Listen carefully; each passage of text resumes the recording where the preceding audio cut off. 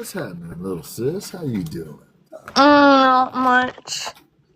Not I much. have a little surprise for you. All right. I love surprises. Before we start the game, Tiffany told me to tell you hello. Oh, that's awesome. And to Chad, who's How is she doing? really good. Yeah? I'm so glad to hear that. There we go. Ashman. Oh, we yes. got you? Yep. All right. What, I'm Mr. Rev Art. We got you, Mr. Rev Art? We got the crew. So. Yes, we got the crew.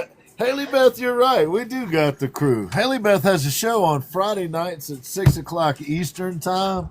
It's a lot of fun. A lot of times you can catch us over there hanging out. Chad, I have something to tell you.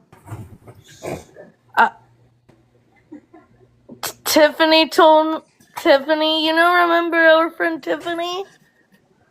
Told me to tell you hello. Awesome. That's awesome. That's awesome. Yes, we love some Tiffany. She's amazing. Yes. Haley Beth, get us going. What do you think, my friend? Make it happen. I have to know it. I have to start at 9.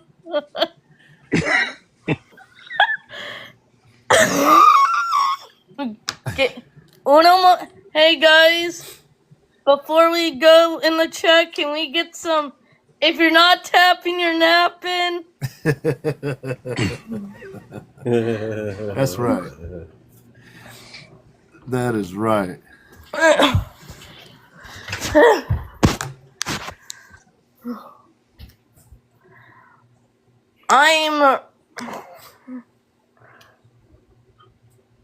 I'm waiting till it turns. It's okay. Go ahead and get started. Alright, welcome to the Ginn Project Show. My name is Haley Beth, owner of Haley Dot. I'm a Diamond Dot artist. I have a show every Friday night at 6 o'clock p.m. Eastern Standard Time. Tonight we're gonna have a featured artist named Philly Art Dad. Take it away, Ginn. Yes. I think that's my record. What? You did good. You did good, Haley. Haley Beth has a show on Fridays at 6 o'clock Eastern Time. You can catch us hanging out. She's a Diamond Dot artist. She's also our friend.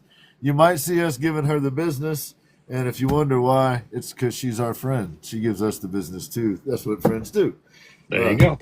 So thank you, Haley Beth. Appreciate you very much. I'm very much looking forward to our guest tonight, Philly Art Dad. I think he fits within the mold of folks that are. Thank you, everybody. Thank you for coming in. Good to see you, Brush with Purpose. I think he fits into the mold of people who have this skill set that they think they can help with, and I just think it's cool. Not everybody does that. So, it's the idea of, to me, the way I take it is, in some neighborhoods that I was around as a kid, some of them had like a neighborhood dad kind of, or a neighborhood mom. And that was the person you could kind of count on to help you fix stuff, or grandma, or if you were hungry, maybe get a bite to eat, or, but there's usually that one person. And I kind of think of him as that's what he's doing. He's trying to be that person available to answer questions or to try to help people. I see both of you guys do this all the time. I'm always amazed at how you guys, hey Kira, and how you guys are able to pass on the knowledge that you have to other artists. Some are long-standing artists that learn new things. Others are brand new artists that some helpful tips that y'all give them will really bend the curve in their careers, and them not having to figure out, hey Jerry, them not having to figure out things y'all are having to figure out. I'm sorry if I'm missing folks in the chat, y'all. I see you, Severed. I know y'all are in here. I saw you, Mama T, Lost Paintbrush. So thanks for coming in, everybody. Good to see you. I haven't actually been live. Hey, Nick, I haven't actually been live, Stitch, since last show. So thanks everybody for coming in. Have not done a live since the last Ginn Project Show. Ashman, I know you've been busy. You've had a lot going on. You hadn't been doing a lot of lives either, best I can tell. Nope. How you doing, buddy? I'm doing good. Just took a mental break. Didn't have a mental break though, so that's a good thing. I heard that. What he's saying politely, y'all, is Rob he needed a break from me and Chad. No. We're driving him crazy. No. Good to see you, my friend. Good to see you, man. Good to see you, dude. Mr. Rev Art, good to see you, man. What's going on with What you? do? Man, well, last Ginn Project Show, I was saying that I was going to get my face roto-rootered. Yeah. I, in fact, went and got my face roto-rootered. And it is still swollen. And I have a headache because of it. And I'm probably going to be on mute half the night, so you guys don't have to sit there and listen to me sniff and snort. And if for some reason I start sniffing in your ear, just be like, homie, you gotta mute those sniffles because that's gross. I do that, man. My sinuses be making me have the sniffles, man. So I get it, dude. I get it. They stuck like ginormous hemostats into my face and pulled stuff out. Oh gosh, Man. yes, T. They did it on the mothership. Yes. Yeah. Yes. So my face hurts. So if I'm quiet, chill. I will want the mic at the end of the show for just a moment. I will have a announcement for everybody.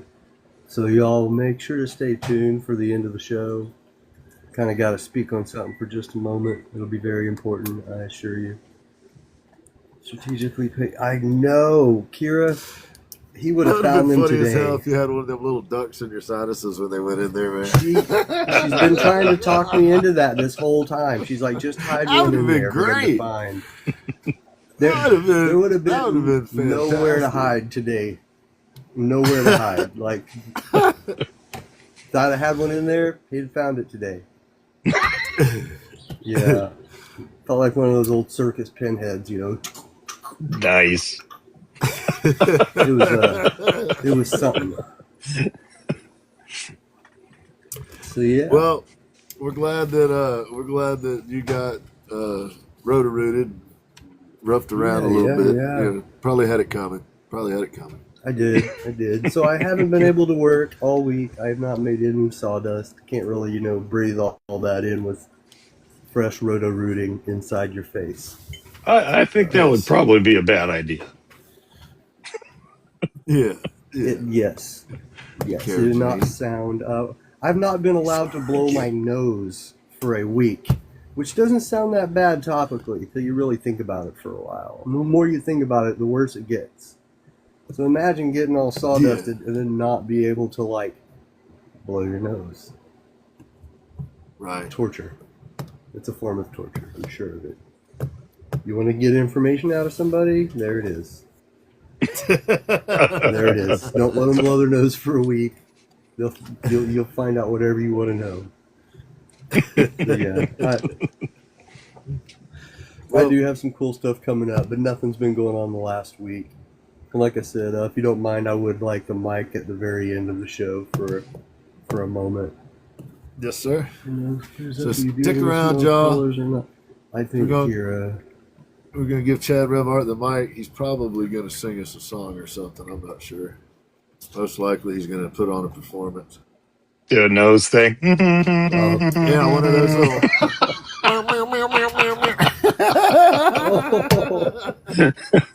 That makes my face hurt thinking about it. don't make him laugh too hard. His nose will start bleeding. Awful. Nose kazoo. Nose kazoo. Yes, I'm going to play nose kazoo. until it becomes unTikTokable and they ban us for life. It probably There you won't go. take very long. That's a goal. That's a good goal. I like it. You get 30, banned for life. 45 seconds. We'll start the groovy. TikTok will be like, what is he doing? We can Play make it him happen. kazoo, sir. Give him a minute. Let him cook.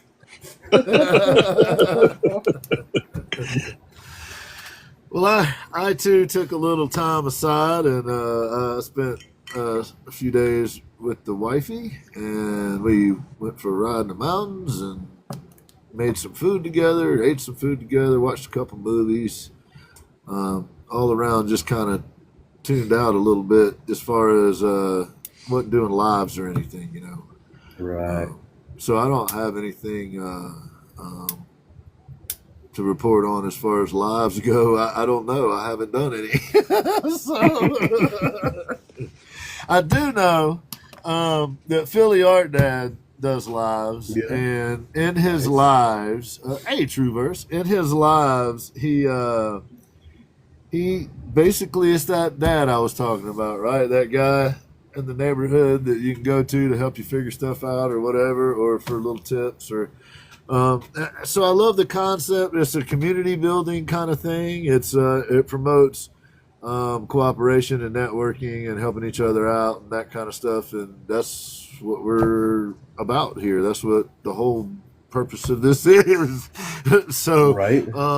All of the extra work is to try to make sure to highlight somebody every week and try to elevate the art community. And I feel like he's doing the same thing over there with his what he's got going on. And he too has a young child and a wife. So you know, he's a serious guy. He's trying to find that balance in his life as well. I think we can all relate.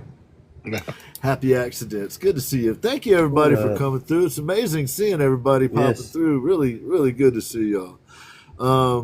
I'm looking forward to. I really enjoyed talking with the guy. I didn't know him much, and Ezra, as you know, he's Volta as well. So Ezra reached out to me, and Ezra's very kind and also very respectful. So he doesn't like try to tell anybody what to do. You know what I mean?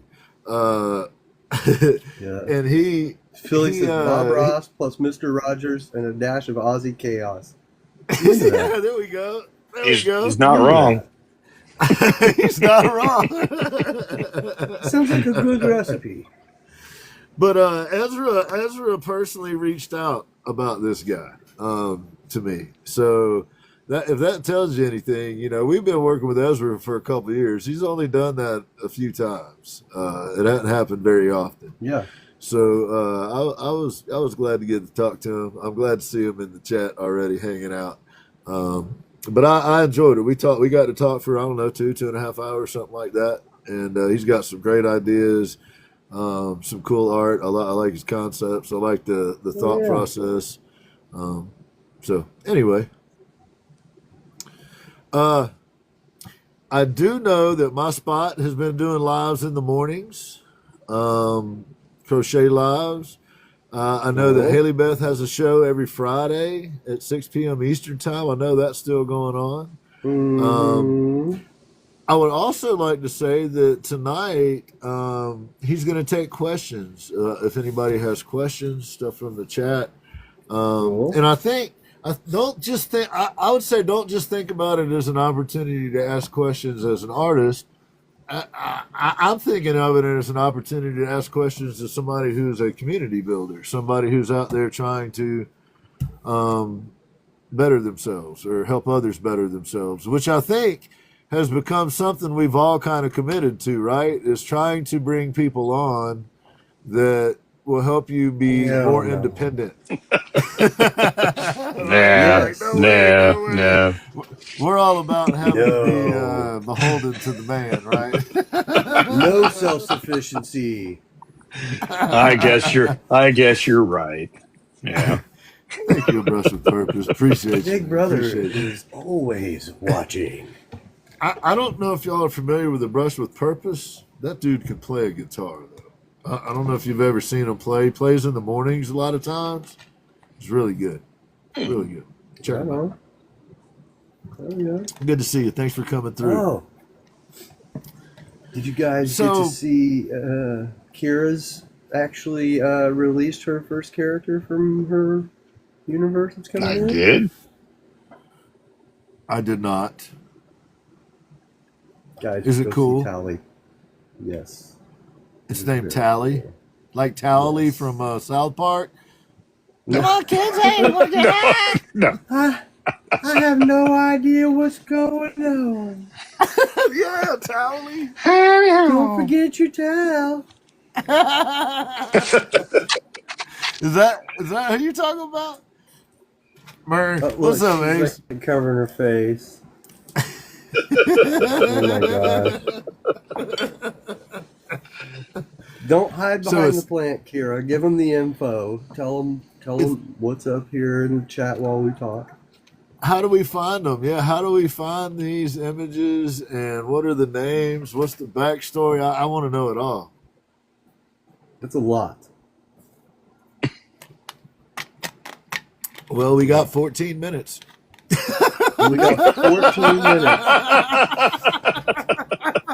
Well, ready, set, go. Oh my gosh. Just kidding. And guys, I do want you to keep in mind when you do go look at this new painting that she's unveiled. I did see it first. You sure did.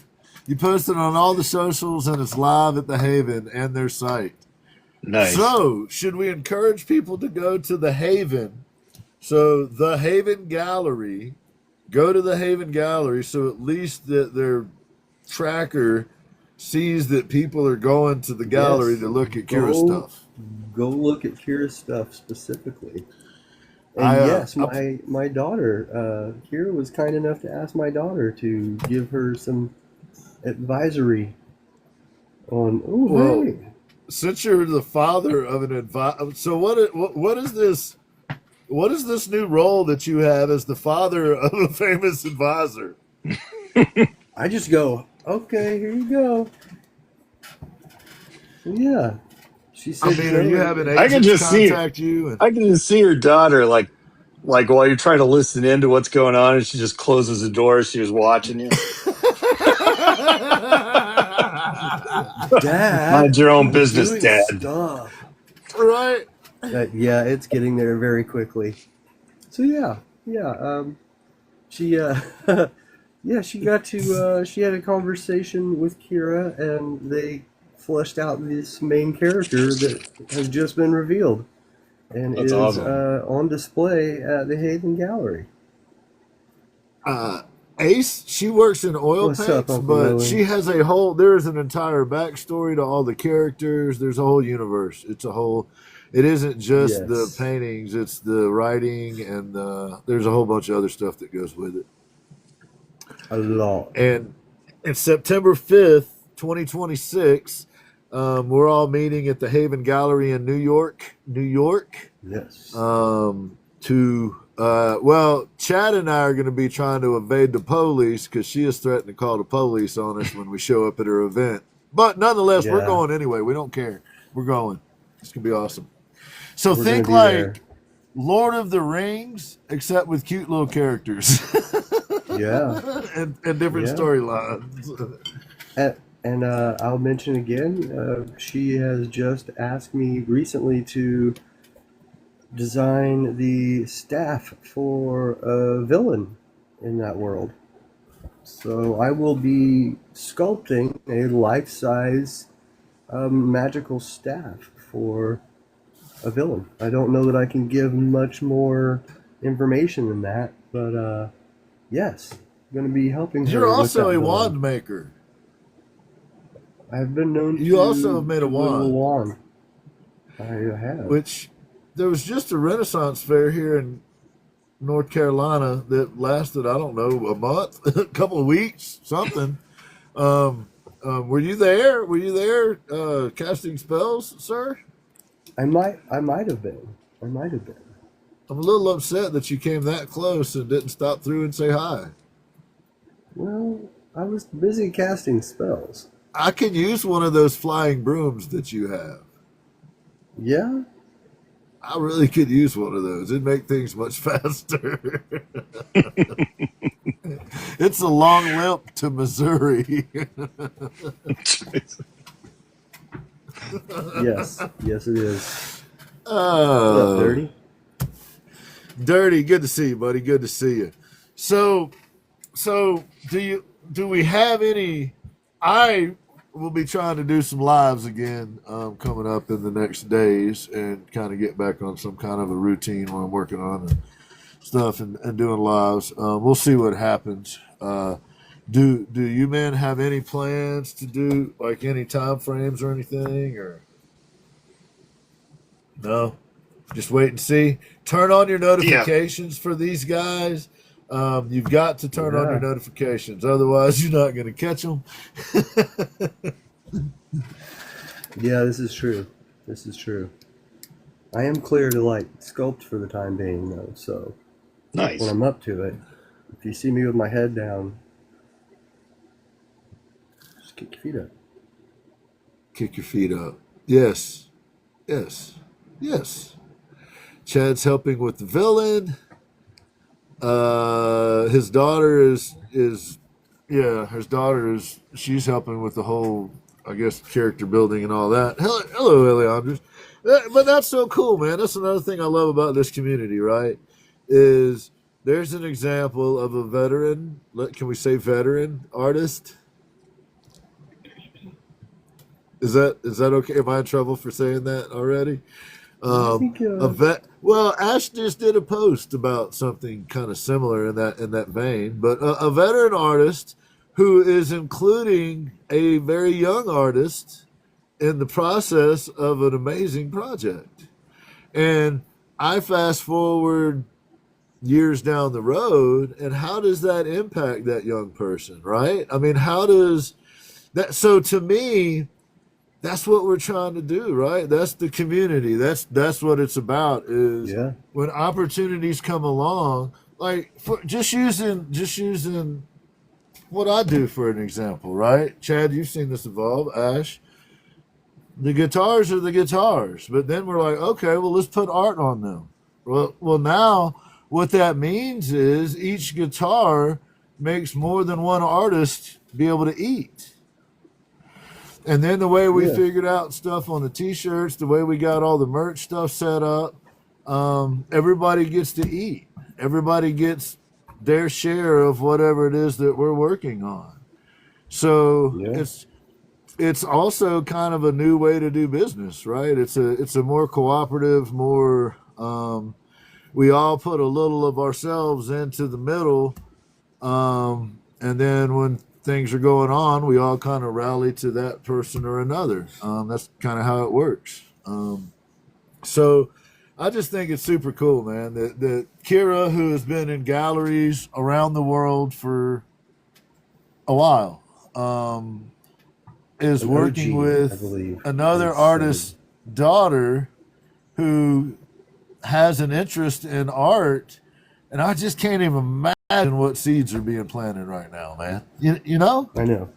Yeah. Yeah. That's the stuff that makes kids go. Yeah.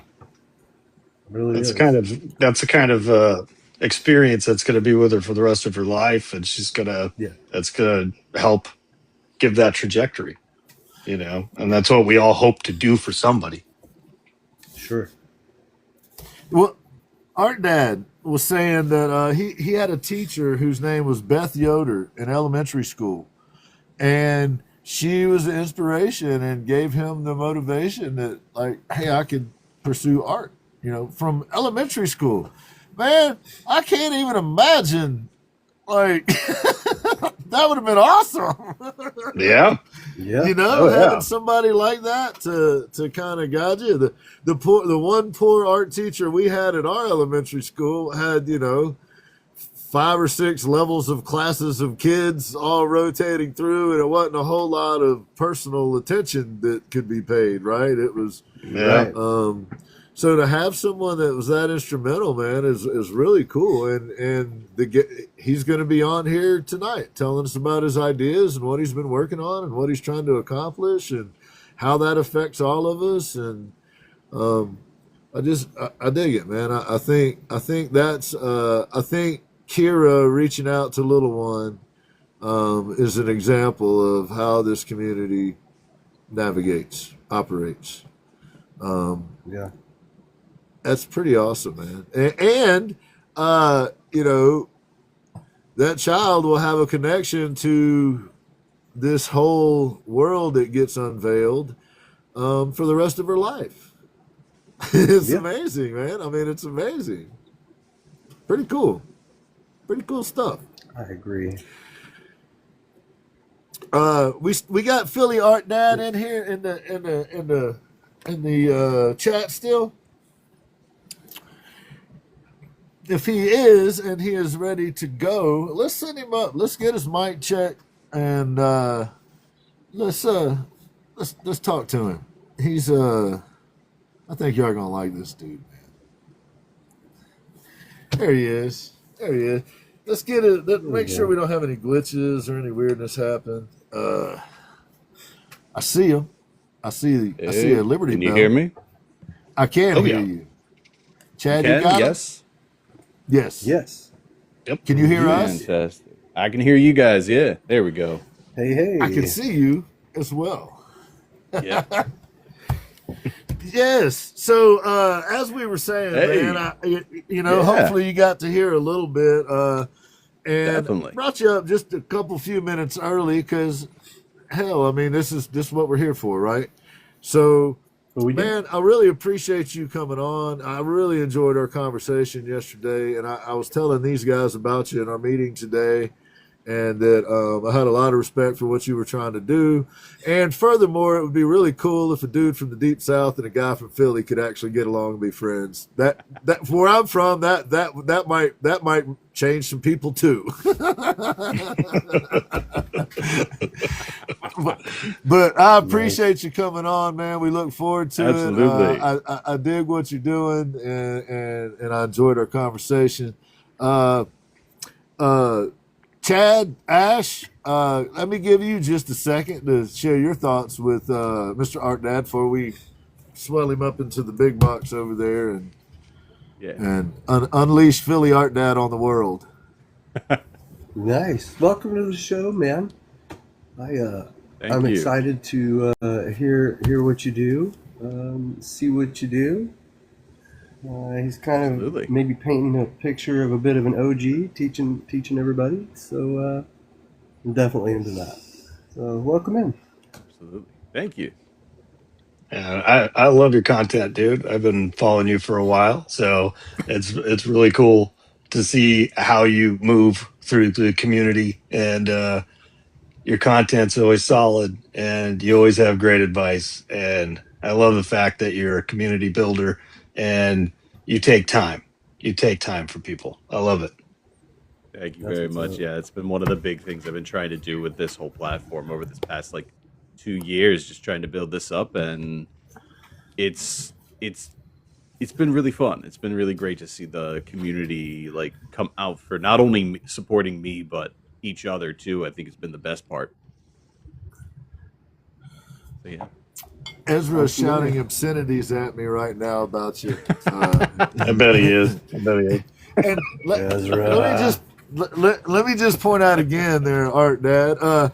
Let me let the folks know that Michael Weaver is the name that you can find the website for. Yes. Philly Art Dad is a more recent concept, and you're going to hear about it today. Yep. But if you would like to go check out his site, if you go to the link tree, go to my link tree, the very first one on it is his site. We'll take you there. So please feel free to go check it out. Click on that, peruse. As y'all know, this will be recorded, and we will have it over on the YTubes, provided TikTok don't drop the ball like they did on Monique. And if they do, we'll have them back on again until we get it recorded. So that's right. I'm all for joining. So nail it down please, go check out, go click on the link, go check out his work, come back. He's gonna be willing to take questions tonight from folks. And I think once they hear kind of your big picture concept, and we've had a chance to talk, and you've had a chance to kind of talk about all the things that you and I talked about. Some of the questions might have to do with how do we help in your community and that kind of thing. Hopefully that's where we get to.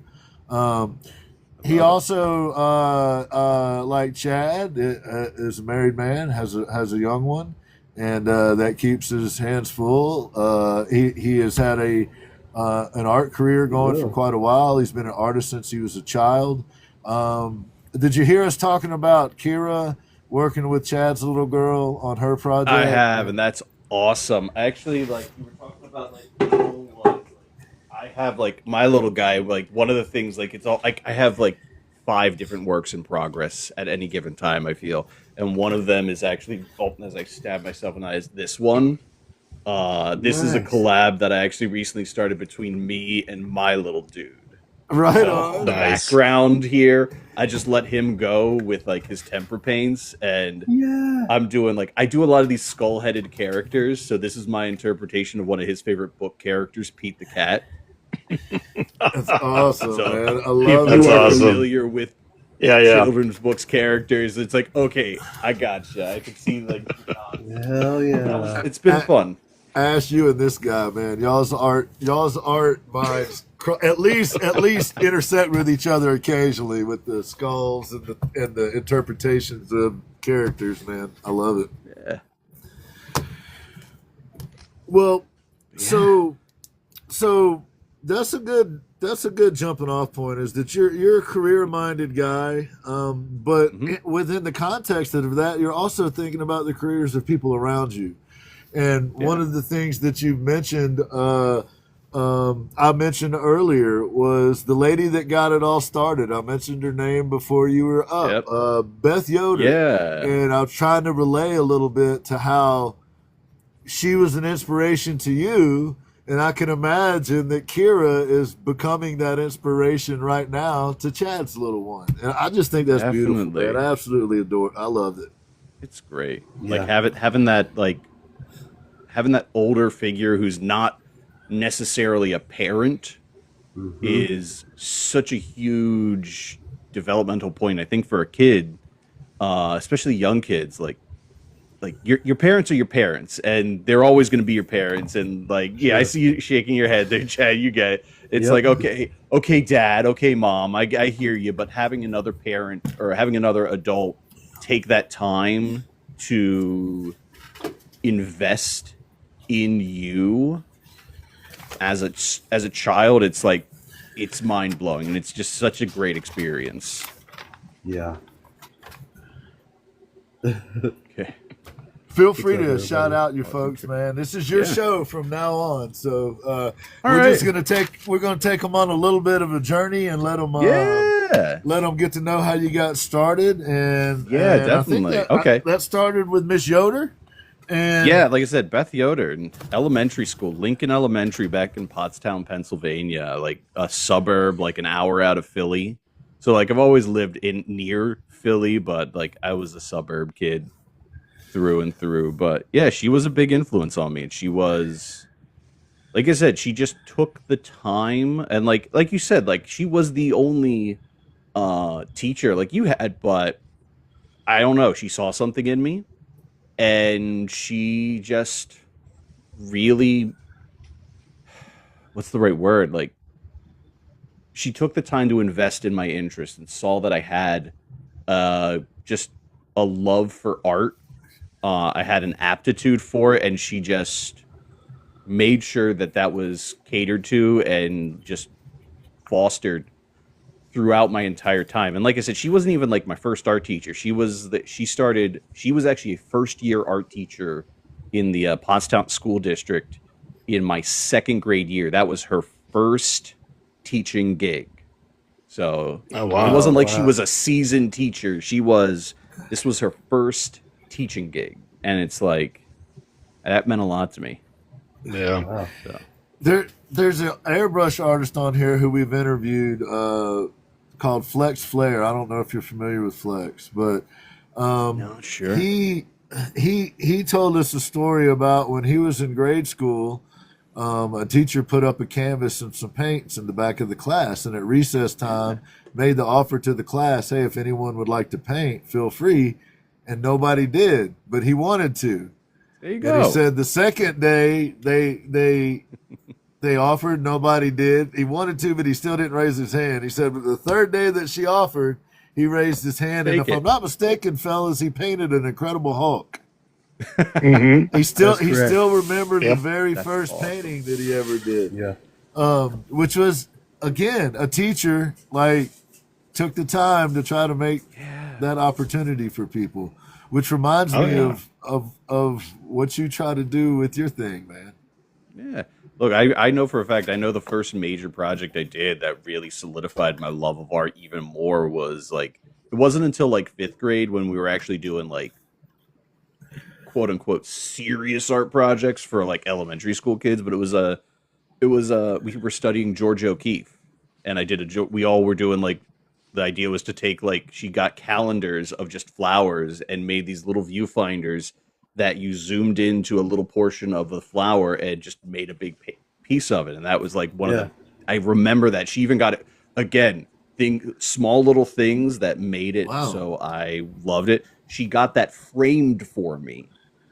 Oh, wow. And wow. Yeah, she went out, paid to get it framed, and gave that to me. I'm like, okay, this is like, it's a huge deal for me.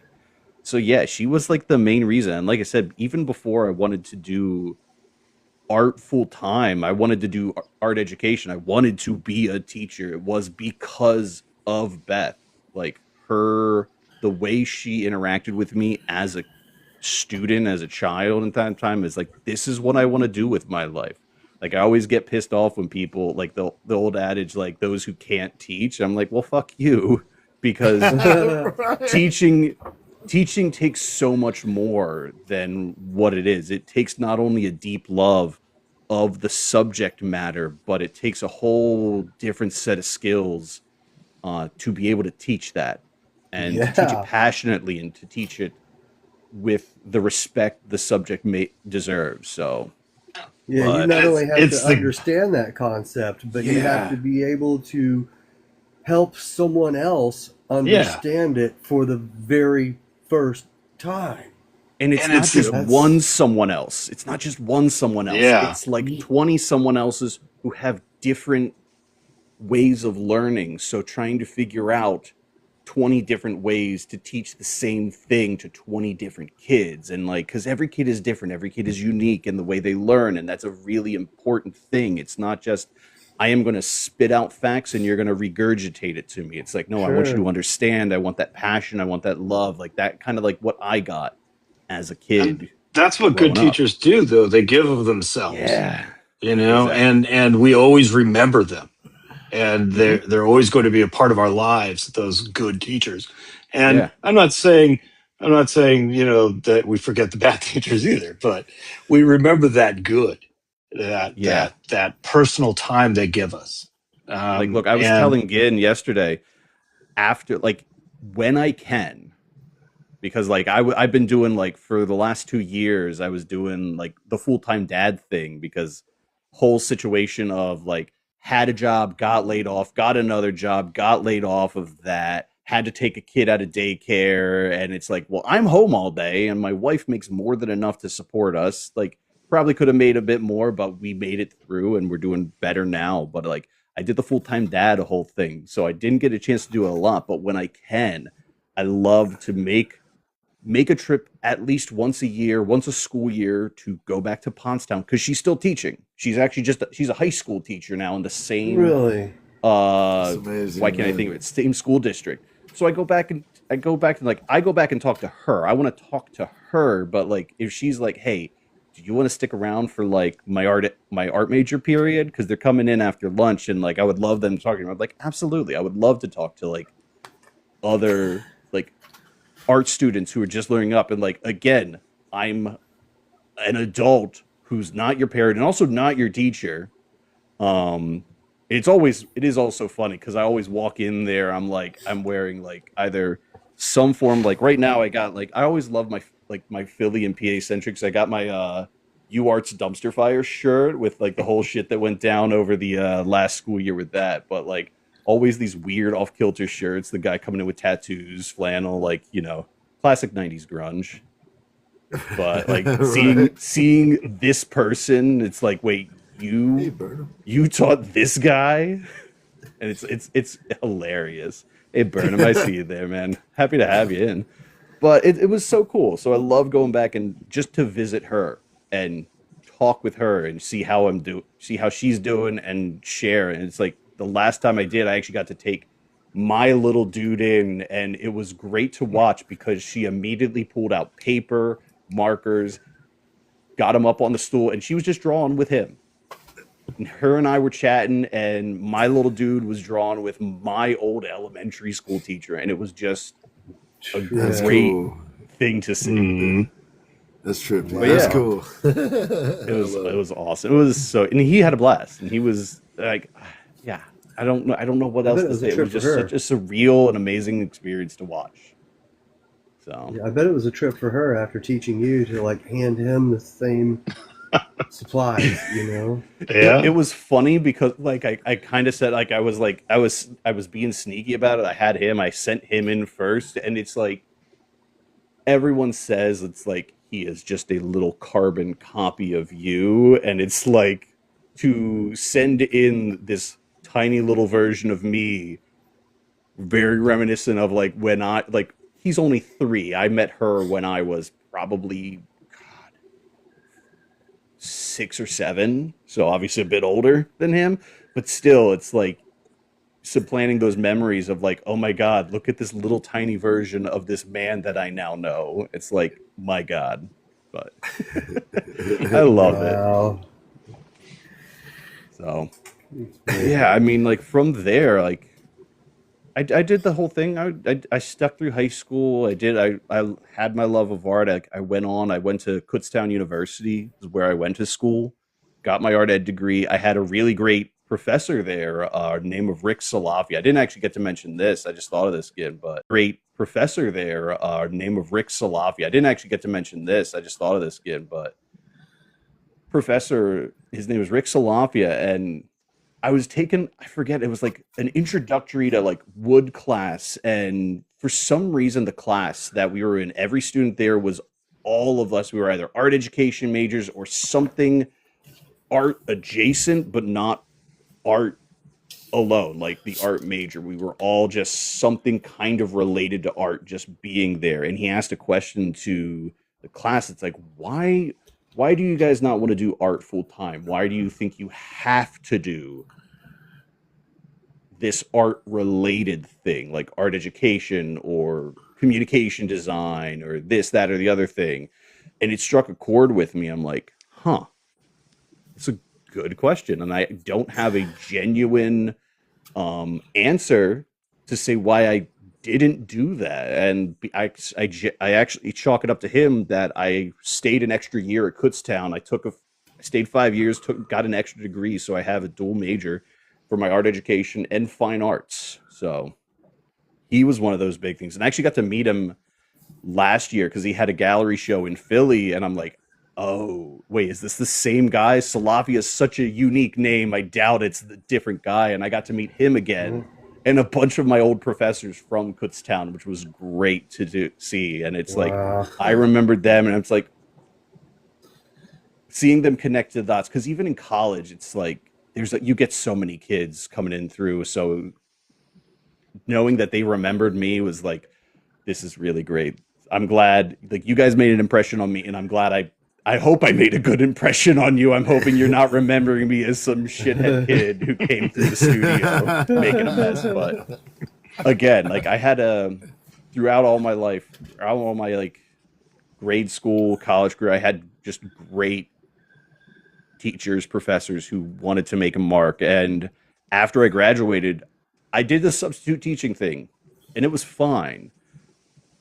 But sadly, like art being an art teacher is one of those gigs where you gotta graduate right at the right time, and you gotta put that application in right at the exact moment, because to get one of those positions, like most schools, if you're lucky, you get one art teacher that's there every day of the week. If you're lucky, some schools are like, hey, we got an art teacher that shows up Monday, Wednesday, Friday, and nothing else. So knowing how few art education positions are out there, art teacher positions are, it's like, I either have to bank on one of you retiring when I graduate, or one of you dies. Just to be fully macabre, it's like that's the only way I'm almost guaranteed to get an art education job. And sadly, neither of those two situations met. Actually, I lied. There was one guy retired and I applied, but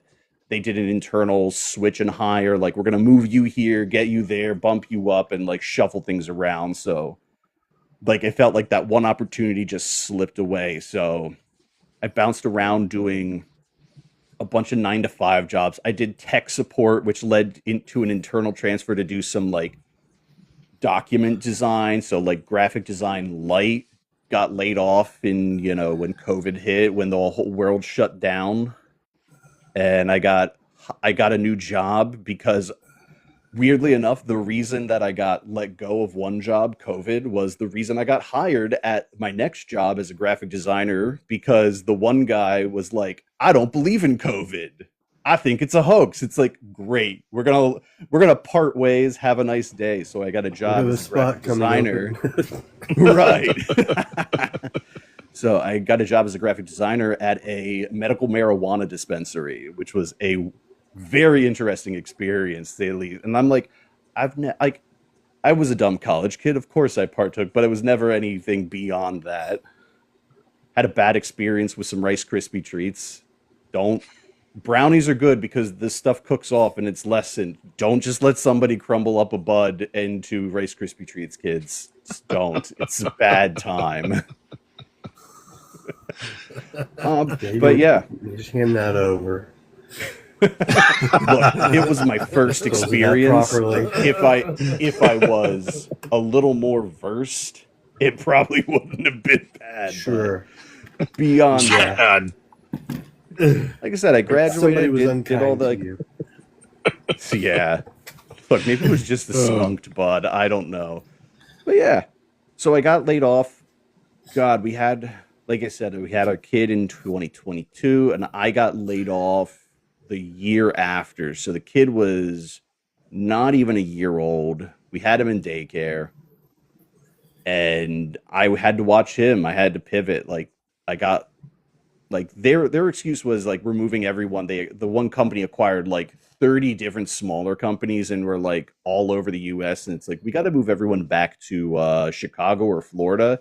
And my wife works for the city of Philadelphia, so that was not happening. She made more money than me, and I am very comfortable saying that. My wife is amazing. She is the absolute breadwinner, and she's a fucking boss when it comes to that shit. So I took some time to watch my kid for 2 years, and I kind of was just like ruminating with this idea. Like, I was still doing gallery stuff. Like, I was doing that since 2019 when I got my first major break at Arch Enemy Arts here in Philadelphia, one of my favorite galleries. And like, I still do shows with them regularly. But I had, Arch Enemy Arts, absolutely amazing gallery here in Philadelphia. Absolutely recommend you make a pit stop. So whenever you're in the area. So I know, Ash, you're in Florida. If you're ever, they're down in Art Basel, Miami. So I'm in Arizona. Right, oh, you're in. Why did I think you were in Florida, man? I'm sorry. He used to be in Florida. He used to be in Florida. Haley, that's right. Yeah. Thank you. There you go. If you're in Florida, go to Art Basel, Miami. Arch Enemy Arts is good. Yeah, no, they are. It's an amazing gallery. Absolutely awesome stuff. So highly recommend to be on your Philly trip if you make your way up here. I had this idea kind of in the back of my head of like, what if I turned the content, instead of doing the regular, like, let me do time lapses, let me do just all these, like, here's like we were talking it. And it's like, and that's kind of what we all kind of figured social media was for as artists. Make time lapse, show what you're working on. That's the kind of thing you do, because that's what social media is for artists. But I had this idea of like, what if there's a bit more? Because I feel like one thing I never got in my education from college was how to actually manage being an artist. Like I knew they taught me how to paint, they taught me how to study still lifes, they taught me all the different mediums, and that's great. And I took a lot of that knowledge with me. But the problem was, at the end of the day, I had one business of art class. It literally taught me how to make a website on Dreamweaver, which that's damn near obsolete anymore with all like the like Squarespace and Wix and all these online platforms now, which are so much easier. How to make business cards and how to make a letterhead, because everybody uses a fucking letterhead nowadays. Right. So, and I'm like, okay, cool. I'm now like, I graduated in 09 and it's like 2013, 2019. I'm like, this is great. Awesome. I'm doing this. By the way, I still don't know how to do taxes as an artist. No one told me about this. Right. I got to figure this shit out on my own. And like I did. There was a lot of stuff I ended up figuring out on my own or through other artists who helped me out. But it was like, my God. And after like I started Philly Art Dad back in 2023, and it was just really like, hey, let me teach about all this stuff. And I'm finding out a lot of people commenting is like, by the way, that same business of art class you took back in 2009, they're literally still teaching the same curriculum. And it's like, you got to be kidding me. Like we've had, like when I graduated, Facebook just started out. Like I remember getting a Facebook account like when it was first in its infancy.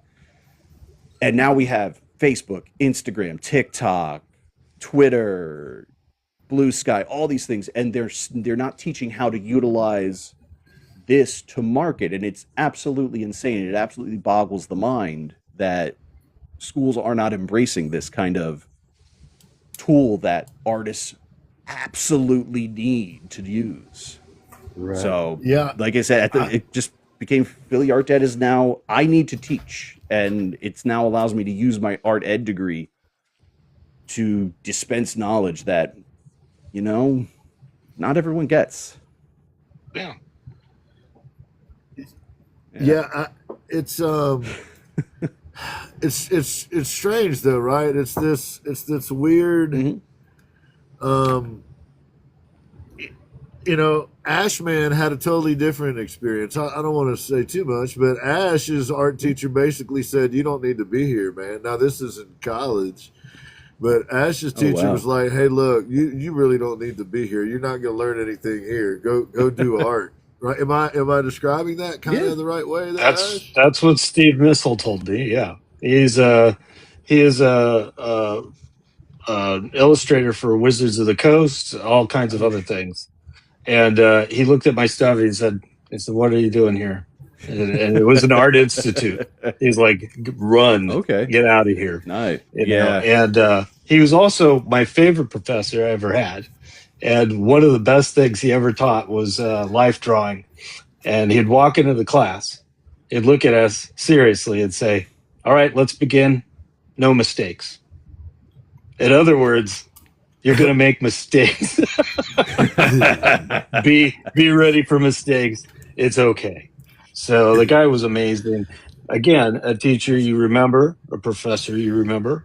And he met me later on in life, and he saw my stuff, and he was like, "I knew it. I knew you'd do it." So he believed in me, and he remembered me. Awesome. Like what you said, the teacher remembering you is something else.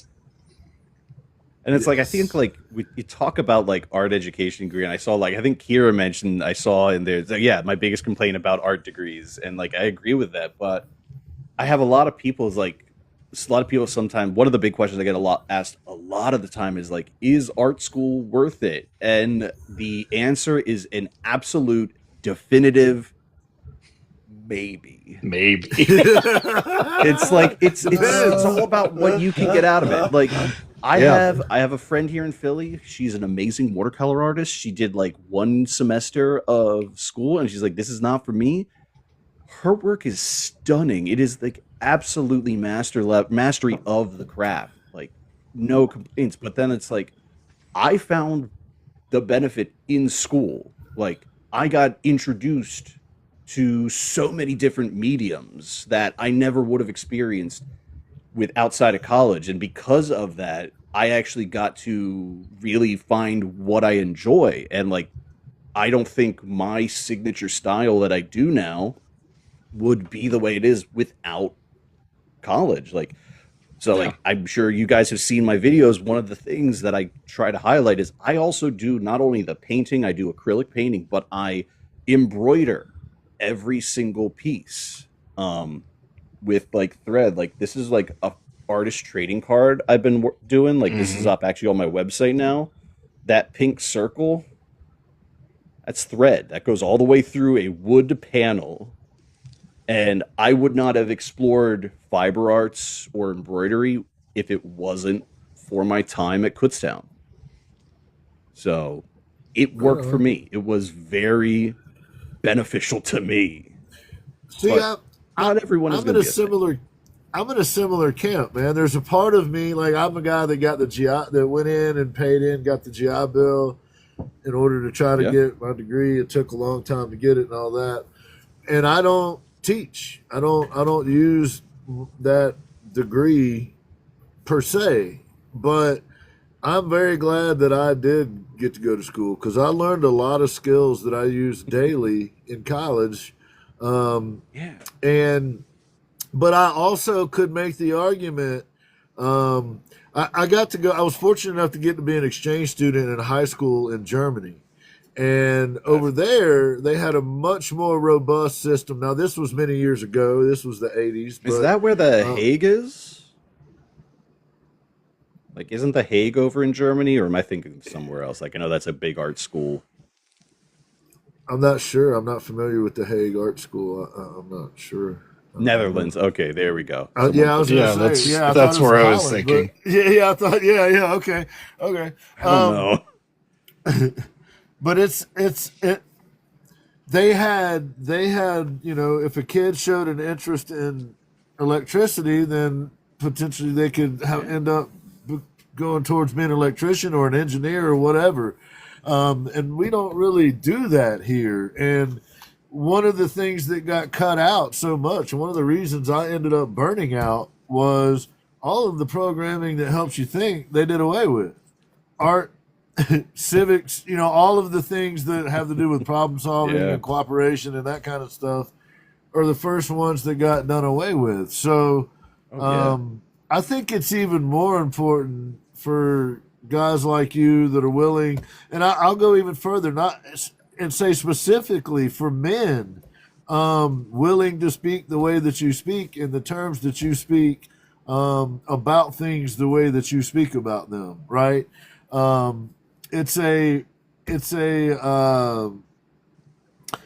Because it's not, people aren't getting it in schools, you're seeing evidence, and I've seen this happen with Ash and Chad, where somebody comes through the chat and it'll be like something really basic to one of y'all, something y'all have known for a long time, and they're actually trying to figure it out, and it's like an impediment to whatever they're trying to do next on their piece of art or whatever. And it's something that you guys just know at this point instinctually. You obviously learned it somewhere, but I just can't describe how valuable I believe that is in the society that we live in. Oh, yeah. Like, I think the most popular question I get in a lot of my videos is, how do I finish my paintings? Like the varnishing steps. And it's like, I've gone through that so many times, but I never get tired of answering that question because it's an important thing. And it's not taught. Like in school, we're taught how to paint, how to make a piece of artwork, but like the actual aftercare and all this stuff, it's not taught. I actually, in our conversation yesterday, we were talking about it, and one of the things that happened in my lives, I haven't seen her name scroll through, but a regular viewer of mine, her name's Meowski Arts here on TikTok. She actually, after her, and this was just after the first time seeing me, first time being in my live, she was like, the next time I was live, it's like, I want you to know I have a notebook now, and it is only sole purpose is to take notes from your lives, because just the information you're dispensing out is, no one's told me this stuff, and it's just boggling that people don't know this, but it's just like, that's so cool that she now has a notebook dedicated.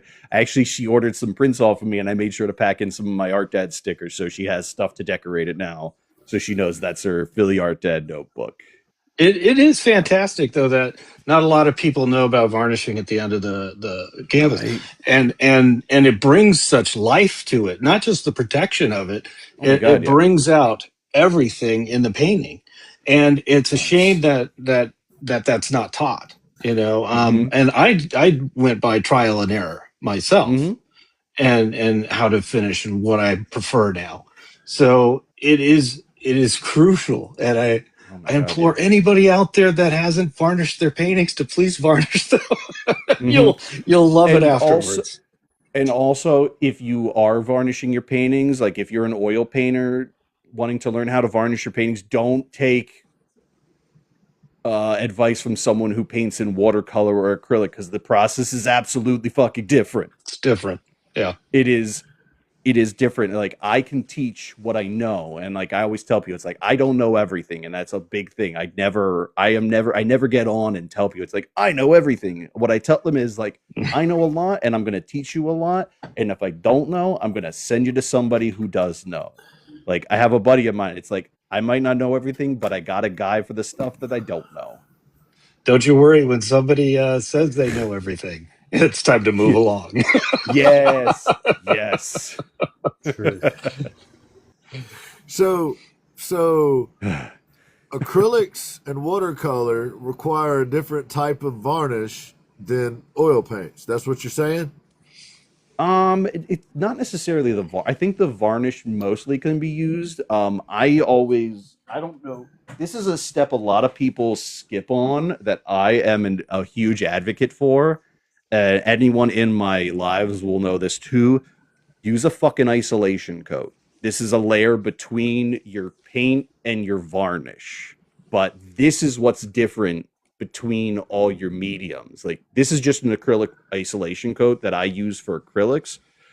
You don't want to use a brush to put this on a watercolor, because this will reactivate all the watercolors and fuck up your entire work. So you want like a spray isolation coat. And oil varnish can reactivate watercolor.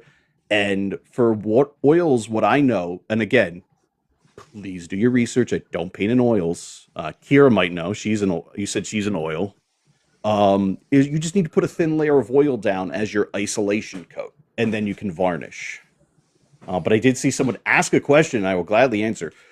Varnish is just a protective layer that goes over your finished work. It is mainly protective, but as Ash and Chad were saying, it also just adds a whole new life. Like, you see so many videos here on TikTok, on Instagram, labeled varnish porn, and it's just like smooth jazz music and somebody just painting, and it's like the piece comes alive, and that's why.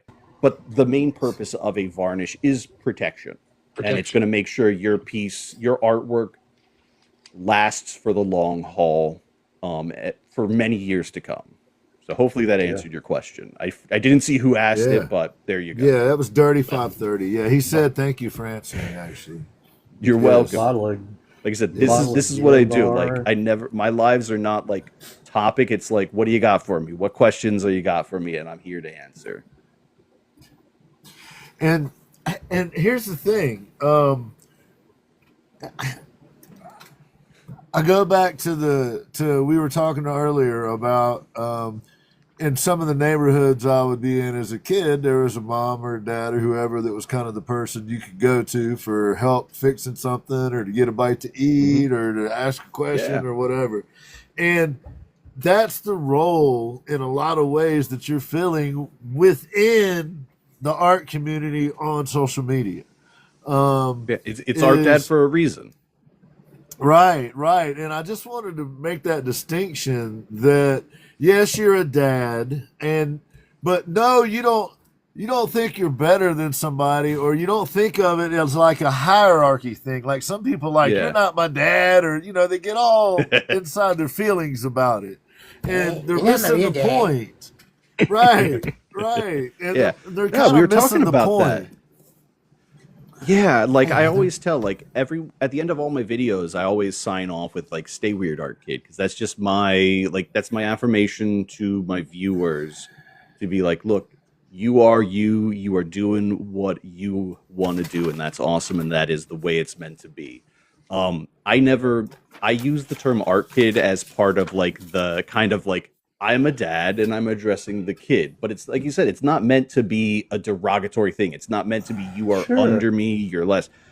It is meant to be that as a dad, as a father figure, like I've learned that, I lucked out. I had a dad and I had both parents who were amazingly supportive of me. They might not have understood the whole art thing and why I wanted to do it, but they were fucking supportive and they were like, do what you want to do, but have backup plans, have all this stuff. Mm-hmm. I was lucky. I was in the minority. I was one of the lucky few who had supportive parents. I understand not everybody has that. So when I say art kid and I address my viewers as that way, it's meant to be like, this is letting you know that I am here. I'm here to support you. If you've got questions, you can pop in on a live, in a video, shoot me a DM. If you've got questions, I'm going to listen. I'm going to answer in the best of my ability. And I'm just going to make sure everything's going okay. Like I've had viewers who honestly were going through some things and I made sure that it's like I had one viewer who didn't post for a long time and they came back in. And I made it a point to pop into that video, just say, it's like, it is so good to see you back in here. It's like, how have you been doing? And they let me know later on, it's like, hey, thank you for checking in on me. It's honestly been a rough couple of months. Had a lot of issues, like lost my job and like mentally I'm not doing good, but thank you for checking in. It means a lot that you took the time out of your day to check in on me like that. So I do appreciate you. And it's like that meant a lot and kind of really helped me solidify like, yes, the art dad thing is it's needed. Yeah, Because like it's interesting because I check in on people too, but the thing is, I had somebody check on me today, yeah. and that was very nice to have happen, and that's Mhm. that community we're all talking about, right? Yeah. And we want that. We want to keep Yep. building that out. Absolutely. Absolutely. Well, I also think that another thing that we talked about, Art Dad, was Mhm. within the art community, the music community, there's a high incidence rate. Thank you so much, Tick Tick. Yeah. There's a high incidence rate of mental health need. There's a high incidence rate of poverty. There's a high incidence rate of people Mhm. who've been through trauma. Oftentimes, their art is how they're working through that. And then now you Absolutely. add the complicating factor in. They want to start trying to make a living with it, and it's just there's layers upon layers of things to deal It with. is. Um, It is. And like I try to touch on like I definitely make sure like I don't just talk about, hey kiddo, here's how to file your taxes as an artist, but mental health is a huge part of it too. And I am not a professional when it comes to that. I don't have a lot of those things, but what I do have is a wife who works with developmental and behavioral health issues here in the city, and she is a amazing resource because I know that if I'm like, hey hun, I want to do something like when it's World Mental Health Day, I want to make sure I talk about like, hey, checking this is a check mental health checkpoint, especially if you're going through stuff right now and you might be having like some thoughts about, that aren't so great. here's some resources. And I asked her, it's like, what are the resources? Like, because I could probably look for like an hour and I might get 5 different things and I don't know which one's the right one. She was like, oh yeah, here you go. Here is the U.S. hotline for suicide prevention. And by the way, I know you have a few international viewers. Tell the people, man. Give it to them while you're talking about it. I don't know these numbers off the top of my head. Oh, I got you. Okay, I got you. My bad. I didn't mean. No, you're good. You're good. No, but like I have all my one of the things I always make sure I label my videos so you can find like topics just by scrolling through my backlog of videos and there. But like there was also a website she gave me. Again, I don't have it on me, but it's like for all my international viewers, here you go. And it was like she had that within 5 minutes because that's the kind of person she's like. So like having that kind of resource is amazing. Yeah. Well, here's the thing, man. I actually am credentialed in that world, but I still am very careful. I am nobody's therapist. I'm nobody, like, that ain't what I'm on here for. I'm not like this, and it wouldn't be appropriate for me to try to do so, in my opinion. However, what I can do is what you're saying is try to steer people in the right direction if they ask, to where there are professionals that can help out. And here's the other thing about that, man, is like my specialty was behavioral psychology within the psychology degree, and then the special education portion of it. The behavioral part was the specialty, right? And what that helps with in a lot of ways is that broken portion of folks that doesn't get talked about, that never really gets.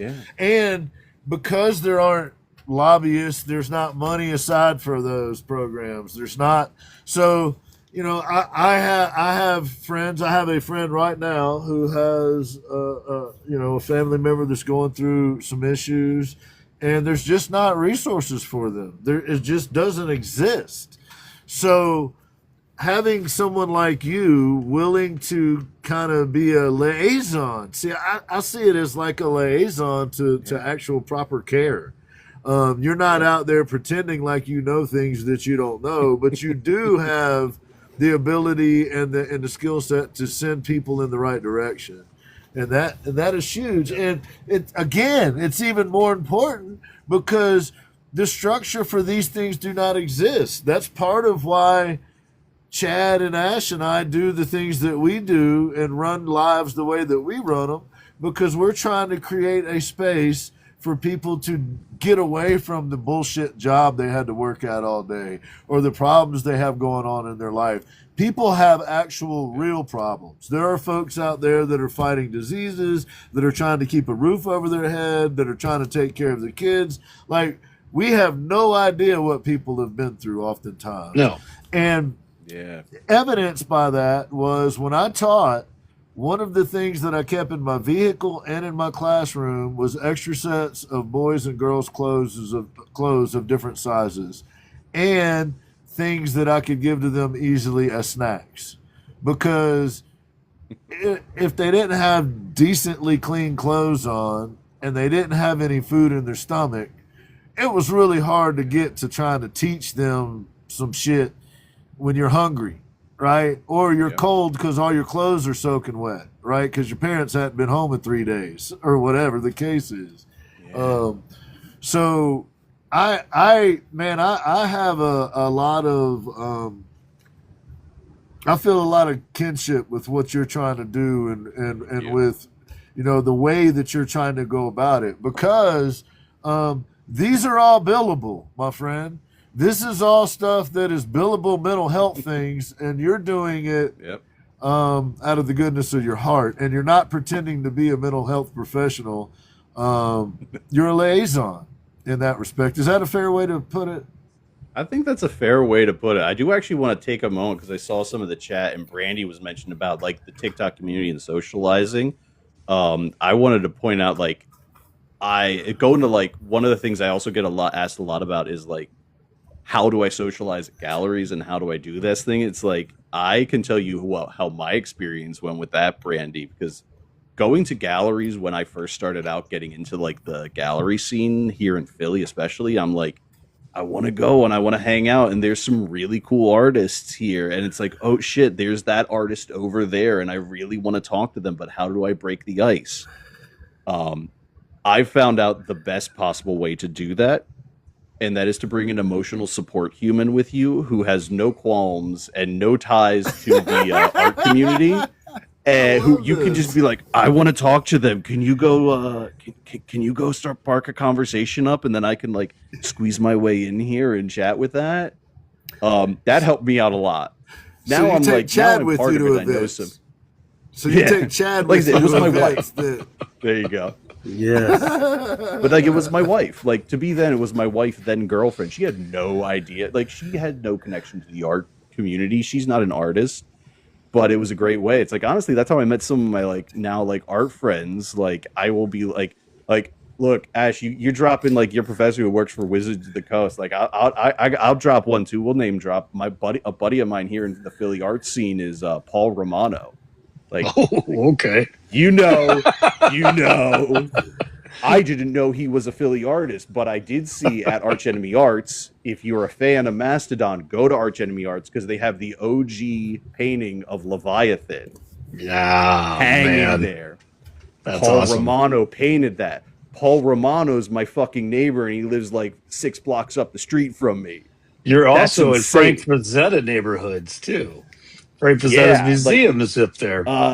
Douglasville or Downingtown, one of the D's. Yeah. Not in Philly, but like, not that far out. I know. Yeah. But like I said, I would have never talked to Paul. I would have never got to know him, and I would have never got to know any of this. Like, one of my other stories is like when we were actually moving to the area, before we moved here to the Northeast, where I'm now neighbors with them, we actually were looking at a couple houses, and we were like, let's go stop by and say hi. And I got to see a painting he was working on. I'm like, that's cool. That's a cool painting. Like, I really like that. And then lo and behold, like a couple months later, I was going to pre-order Hushed and Grim, and it was like, I remember this fucking painting because I saw it in progress at his studio, which is his house. But it's like, this is so fucking cool. And it's like, again, never would have met these people if I did not have my wife, my then girlfriend, emotional support human, to help break that ice. So, yeah. Nice. That's amazing. It's some cool stuff. It's great. Good times. You talked about it. One of the things that I wrote down was that, you wanted to make sure to point out some of the influential people in your life, which you did. Beth Yoder and Professor Rick Salafia. And then you've just mentioned Paul Romano, which I'm not from the art world, man. So forgive my ignorance. I didn't have the reaction. If you know music and the band Mastodon, you know him. Right. I like music, but I don't know that much about Mastodon. So awesome. Good. I'll look him up though. Hell yeah. Amazing work. Amazing stuff. But that's another cool thing, right? Being that nexus, that connection between what is possible and what exists. You know what I mean? Like, I think of the young artist that's trying to figure stuff out, and you're able to share information with them that helps them bend that curve a little bit. Absolutely. And to me, bending that curve can plant that seed that, hey, anybody can do this. Like, there is no certain amount of talent or certain amount of one thing or another. It's a combination of things that has to go together. You got to be a good artist. You got to be working on being a good artist. But there's so many other things that go with that. I've learned a lot of that from Chad and Ash and others. The people in the chat, you got Severed and Eve and S.A. and like there's a ton of people in the chat that all of them have their own process and their own way of, Chad, for example, will be doing a carving and he doesn't know what he's carving when he starts sometimes. There's other people that, have every little thing that they're going to do mapped out as they go. And it's really interesting. A good teacher does what you said earlier, which was in a classroom of 20 kids, you might have 18 or 20 different ways of learning. And taking the time to figure out how to reach each one of those people, you're just expanding that from a classroom that's with 20 kids. And now your classroom is however many people are in your life at any given moment, and how many people may come in contact with you in the future. So absolutely, I've made the argument to the folks here that in all of my career of teaching and running my own program and all of that, I don't think I was able to help as many people as I've been able to help with these guys in 2 years on social media. And the reason for that is access. Yep. I was teaching, when I had the day program, there were 8 clients or 10 clients or whatever it is. That's the max. That's how many people you're helping. On this platform, it's global, and it could be, oh my God, yeah, an uncountable number. Like I do lives I go live once a day, every day. I change the platform. I'm here on TikTok the most, but I also do Twitch and YouTube. Like I have people like Twitch has more of my international audience. I just get people coming in and be like, I love what you're doing. I don't speak a lot of English, but like your work is amazing, and what you're saying is really good. So I'm like, that's awesome. This is amazing to see that kind of community grow. Well, yeah, and it's not just here in the U.S., which is great. So you were, if I remember correctly, you said you had a couple thousand followers. And yeah, we actually just broke 2,000 at the end of November. Congratulations, man, on this particular platform. And this particular one. And here's the thing, man. As that, I would argue that your following has some similarities to the following that we have, which is there are people that are actively helping out. There are people that actively help with our show. Right now, there are people in the chat that I sent a name to that they're watching for. And there are also people in the chat that are making sure that no craziness goes on. There's also people in the chat that are there for our flow states when we do our flow states. Yeah. They manage everything, and it Absolutely. Isn't like they get paid. So I believe in the next year or two, it's going to be interesting to watch how you end up having to build out the structure of Philly Art Dad, because the following is going to grow, and with it comes haters and all of the other stuff that goes along with it. So look, I also feel like we were. Oh, go ahead. Just please. That thought. No, you were talking about haters. Like I feel like haters are at least one of the nice signs that you kind of know that you're doing something good, because you're doing something so good that it's making people mad, and for some reason or another, and it's like, you know what? It's great. One of the best things I can see is exist out of spite. Create out of spite. It is one of the best damn motivators in art, because I tell you, it's we get a lot of, especially growing up as young artists, we get a lot of you can't do this, you can't make this a career, you're never going to succeed, you're never going to do any of this, why are you even trying? And to that I say, fucking watch me. Right. So right. 100%. Spite is that great motivator. So a big thing for you is showing up for each other, helping each other out. Yep. We feel you over here on that. How does the audience that are like Chad Rev Art audience or Ashman or Ginn Project folks that are maybe we're familiar with you or just meeting you for the first time, the people that I were mentioning are super supportive. The reason that the community exists that it does is those people.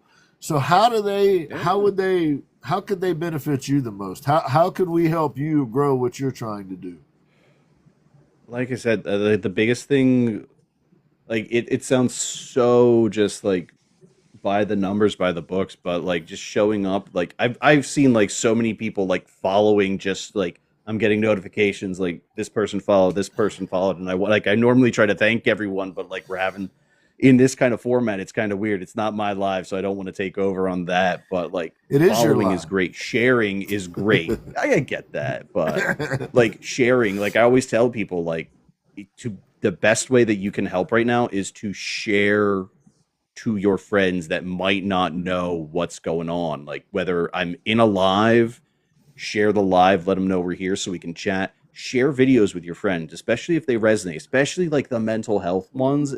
They are the ones that I get the most. Like I do every Friday, I do like a quick little like reminder video. It's like, hey, don't forget to drink water, hydrate, please. So some silly things like that to be like, hey, don't forget that, I'll do it in the format. It's like, hey, it's your Philly Art Dad, and this is your reminder that your journey is your own. Just because somebody else is 30 steps ahead of you, it doesn't change where you are in your artistic journey. You're both on separate paths. You're both going to get there in the end. Support each other. Don't shit on each other when it comes to everyone's journey. And It's those not are a the ones I get the contest. most. Exactly. But like that kind of stuff, these little like short reminders, I think we don't hear enough of. And like I said, people just don't say it enough. And like that's just one of many. Like I do it every Friday. So that's just the thing. Like it's all about just being there and showing up and providing that little tidbit of information to be like, hey, by the way, I'm here, I'm listening. But like I said, sharing is the best thing. Is So like what? we can rely on the algorithm only so much. Oh yeah. Right. Well, one thing they could share is Mikeweaverart, and I did do the disclosures thing, so we should be able to say Yep. all of it, but it is a .com. So Yep. please, please, please check that out. I also mentioned that if you look in my link tree, we have Mm-hmm. now added Philly Art Dad's connections there. It's Yep. the very first one for now, and it'll hang out there until the next person goes in there. And But that has all the links to any relevant other social media platforms as well. Like we're please growing the give that community here on information. TikTok. Take your Yeah. time But like I and said, tell the names because they're not all the same. So let's tell them where exactly. Michael Weaver But that is, is at which least the nice ones. thing about that link tree. The link tree actually has just links to all of them. So TikTok, Yes. YouTube, Twitch, Instagram, Facebook, the whole nine yards. But like I said, on most cases, you will find me as Philly Art Dad. That is the thing. That is here on TikTok, on Twitch, on YouTube. It's going to be Philly Art Dad. The only one that is not, and it will be probably by the end of the year, is Instagram for now. And that's just Mikeweaverart because I had an Instagram first, well before Philly Art Dad was a thing. So it's just waiting now to get changed over. So, but most cases you're going to find me on Philly Art Dad, and if you go to that link in the bio, that link tree, that's going to have everything that you can find: website, web store, all that stuff. So if you feel inclined to buy work, because I actually, like I showed it earlier, like I got one of my followers, Kayla, got me into the whole like ACEO trend and artist trading cards, and I'm like, this is fun because they're little bite-sized pieces of art that I can make and not have to worry about like this big like esoteric, like, what story am I telling, what character is doing this. It's a bug. Why did I paint it? Because it's a cool bug. Because, yep. That's it. That's a relief sometimes, though, you know?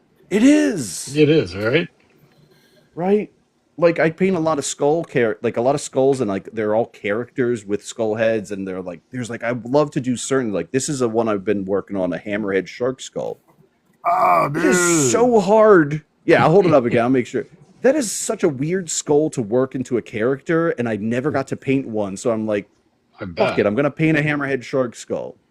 I love it. It's Spurs like, said we Oh, love some yeah. mini arts around here. they're Yes. so Oh, yeah. good. Like I love it. Those are actually some of the best shows I've done. Like I love doing like mini art shows I've done, like in Arch Enemy Art's Small Wonders is what their like annual mini art show, and they throw up like 300 plus pieces of artwork on their walls in the gallery. Like everything's under 12 inches in any direction, under $300. It's awesome.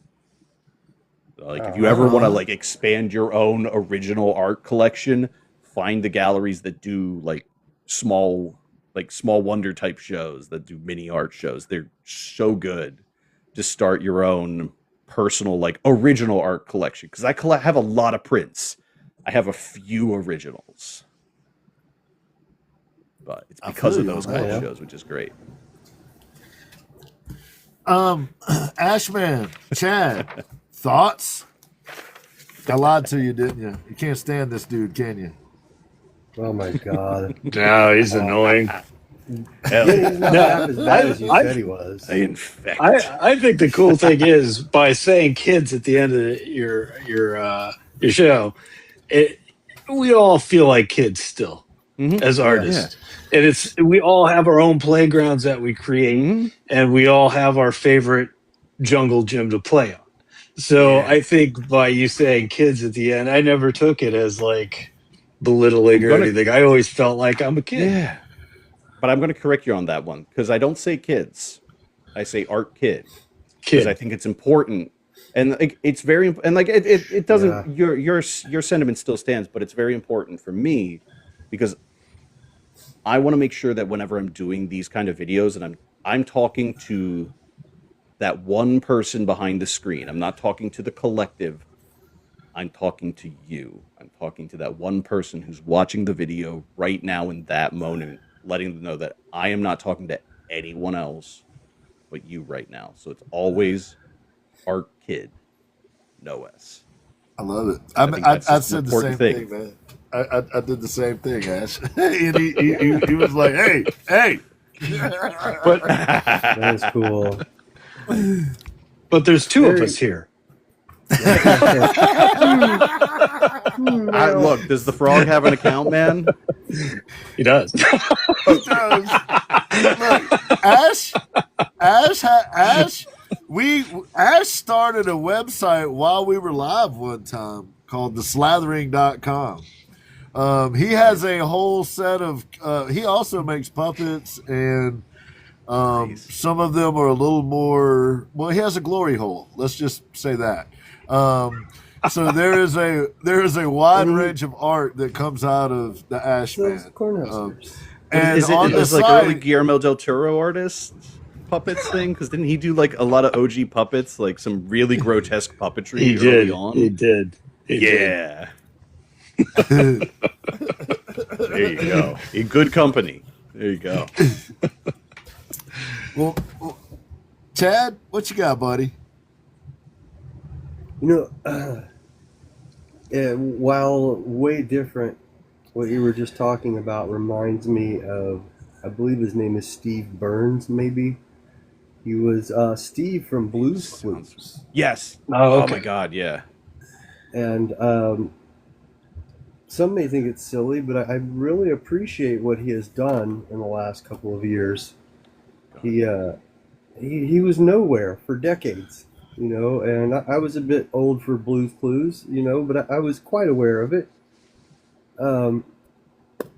And he came back around after a long time, and he treats folks like you were just talking about. Yep. The way he speaks is very poignant, that he is talking to you. And I just, I hope you take that in the best of thing in ways, because I think what Steve does there helps a whole lot of folks. And I remember the video he posted. I think it was during COVID, where like that was like one of the first major things where he came on, and it was just like, "Hey, how you doing, guys?" And I'm like, "Oh, like I'm with you." I didn't like. I had a younger sister who was a little more into Blues Clues at that time when it was come out. And it's like I remember seeing it, and I'm like, never really watched, but like when I saw that video, I'm like, wisdom. I had to take a moment and like just breathe. It was the loudest quiet. Yeah. Just that was a lot. Yeah. There we go. Like I know I dropped in the chat like Bob Ross and Mr. Rogers, but I think Steve Burns is like he's up there on that list of like yeah, there we go. Young version of Mr. Rogers. He absolutely is. Like he was an absolute clown sometimes on that show, but the way he approaches things now, and he still treats, even when he's out in like doing signings and things, I've seen videos of him, he still treats every single adult who used to watch him just as that same happy little kid who watched him back then, and it's absolutely endearing. Yeah. Right on. So yeah, I took what you were doing and the way that you sculpt that approach in the same manner. So that is very, very cool, man. That's a very honorable, wonderful thing that you're doing there. I dig that. Absolutely appreciate that. Well, has there been anything that we didn't cover that we missed from our conversation? I want to make sure. We wanted to make sure to give props to Miowski. I know I mentioned her. I don't know if she's on, but I did mention her because, like I said, when she told me she got a notebook just for just to take notes from my lives, I'm like, that is so cool. Like, you're the first person who's ever said that, and like that's amazing. There's going to be more of that to come.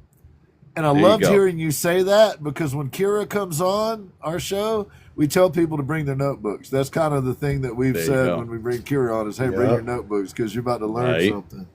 So, I have so much respect for what you're doing. I really appreciate you being willing to come on the show and talk to us, man. I hope you feel like you've gained some allies today. I believe you have.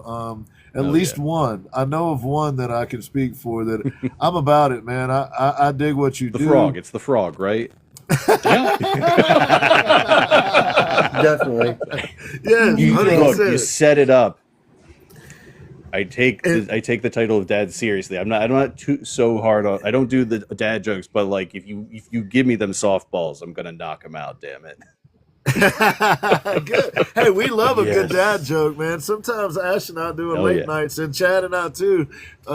Folks come through like Freak Morbidity that got lots of dad jokes to share with. I got one for you. We'll drop this because this one's my favorite. It's my favorite art related one. Me too, Spurs. Why wasn't Van Gogh? Let me say, why didn't Van Gogh pursue music as a career? Mm-hmm. It's easy. He didn't have an ear for it. Oh boy! It's so bad. Yep. Well, ladies and gentlemen, we had a great interview until that moment with Art Dad. And no, I'm kidding. Hell yeah, that's what I do. I come in, build everyone up, and just ruin it at the end. Damn it. Hey, you can catch Art Dad. What times, man? What times are you on? Do you have a schedule Monday through Friday. Yeah, I do every day, Monday through Friday. I start around 10:30ish, go to about like 12:30, mainly because I got to feed myself lunch and then eventually pick up my kid from pre-K. But I do Monday, Wednesday, Friday here on TikTok, Tuesdays over on Twitch, which is also Philly Art Dad over there, and Thursdays on YouTube, also Philly Art Dad. What is my favorite color? Green. I always has been and always was green. Haley. The reason she is asking you that is something we do at the end of every show as the guest is finishing up, is we ask the people in the chat to drop hearts, whatever color our guests like. Nice. And the chat does not show up, as you know, when you save the video. So we always try to get a couple screenshots just to show that, hey, folks showed up, we're supportive, they dig what you do. Hopefully you gain some followers today. What I will tell you is you will be in my link tree until you tell me otherwise. We will do what we can to rep you over here. I hope that we can stay in touch. You have my personal phone number. Should you need anything, please reach out, man. You gain some allies. We believe in what you're doing, man. Thank you. Hey, I'd love that. This is great. I love this kind of stuff. And you ever want to have me back? If I didn't scare you guys off enough, just let me know, and like I can make it work. I just got to talk to the wife first, and the manager of my schedule, so we can organize things. And there she is, dropping a single green heart. Yo, dropped by the boss. Kitty Cat, is Kitty Cat? That's you? Kitty Cat is my wife. All right, she is my major, like she is my best supporter. Like it's one of the things we talked about. It's like whenever you're in a relationship with an artist, like, and this is coming from like, because we've talked about this. Like she knew what she was getting into when she started dating me as an artist. Like she knew I wanted to do art full time eventually. Like I wanted to pursue this as a career. And one of the things I think we talked about a lot, it's like she might see some of the stuff and be like, I really like this, and then the next piece she's like, Mike, what the fuck are you doing? This is so bizarre. You don't have to, like, and this is something we've always talked about. You don't have to be a fan of their work, but you do have to be a fan of them, and that means just showing up to support them at every turn. Like that's a huge thing when you are, like I said, if you're an artist looking to find that, making sure that you talk to your significant other or soon to be significant other, like make sure that line of communication is open. It's so huge. Absolutely. My wife is my biggest supporter, 100% for sure, including Chad. And Nash. like you said, I think you said too, like she's always wondering, it's like, what the fuck is this project you're working on now? Yes, absolutely. My wife asks me that question constantly. Well, Art Dad, man, we really appreciate you staying on. You're welcome to stay up if you'd like, or I would understand if you want to drop down. We're going to bring Chad up. Chad has an announcement for us this evening. Man, I thank you so much for coming on the show. You will be back. It'll be some months, but you will be back over here to tell us what you got going on. You'll be one of the reoccurring, I'm sure. Man, just you're always giving other people a word of encouragement. So let us just kind of pump you up a little bit. Thank you for what you're doing, man. I believe what you're doing is important. I believe there's a huge need. I believe that need has been building for decades. Some of it is self-made. All of it is self-made, actually. But, we see you filling that gap. We see you trying to be there for people, be available for people, and genuinely help other folks in their art journey. So my hat goes off to you for that, sir. Much respect. And I thank you so much for being on here. It was really kind of you to give us your time. Thank you, man.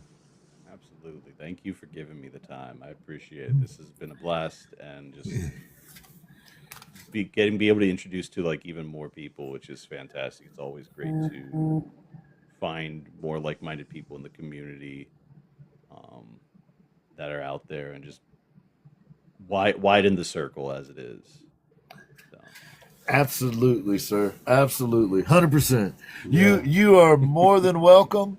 You please. Normally what we do at the end of the show is one of our followers made a theme song for the Ginn Project Show, and usually we'll play that theme song, and then the guests can interact with the chat or whatever, and then I'll usually show some of the paintings and stuff on the wall. Usually Chad's goofing off or whatever.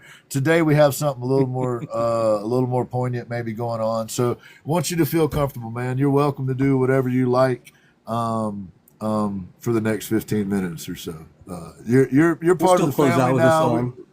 We're still close out with a song. You're part of the family now, so you kind of get to do what you want, man. I'm up this late as it is. I'm up this late as it is. Might as well just go to the end. All right, right? Nice. Might as well stick around for the slow dance and the lights to come on and all that stuff. Oh my gosh. Too funny. All right. Do I have the floor? You got anything else we need to talk about before any of this? Or?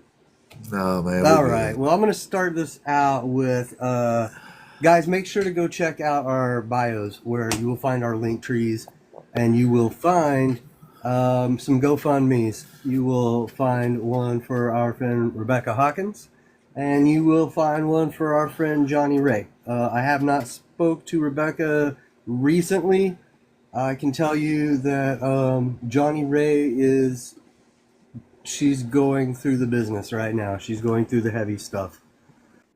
So if you guys could stop by there and give her some love, maybe share out her GoFundMe, all that kind of stuff, that would be great. I would greatly appreciate it.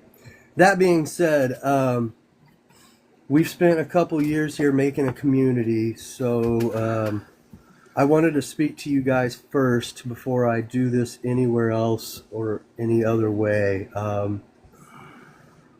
As I spoke earlier, I got the roto-rootering and stuff done in my face. They had to do some sinus surgery or what have you, but while they were in there, they found some more lymphoma. So my cancer has decided to come back after 3 years. Good news is this is the 4th time, so I kind of got this shit down now. You know, I don't know what they're going to do about it yet. I just found out today. It could be as simple as a quick surgery, but I think they're probably going to send me to KU Medical Center for a few weeks to undergo what's called CAR T cell therapy. We'll go over that later if it comes up. It's a lot like what Johnny Ray's going through. So I kind of wanted to let you guys know here first, and you guys have been a major support for not only myself but tons of people. So I was asked a question earlier by Ginn, and I think it was a very important question. And he says, well, would you like to fight this behind closed doors, or you want to go out in the middle of the field, brother? And after a talk and a lot of consideration, we're going to go out in the middle of the field. We're not going to hide. We're not going to give this any kind of a shadow. Nothing. There's plenty of folks out there that are either fighting cancer or will have to fight cancer or will have to help somebody fight cancer. So I made the decision today to go out in the middle of the open field and fight. I'm going to try to keep the cameras on. I'm going to try to keep the lives rolling. I'm going to try to keep content going. Because we all help each other. And if I'm already going to have to go through this, then maybe putting a light on it will, maybe it'll help some other folks. I know, T, I know you all have my back. And that's why I'm sitting here this evening telling you guys first. Because over the last 2 years, we have grown a community right here around us that there's not words for it. I just don't have words for it. So I am very thankful that I have this community going into this. So as I know stuff, you guys will know stuff.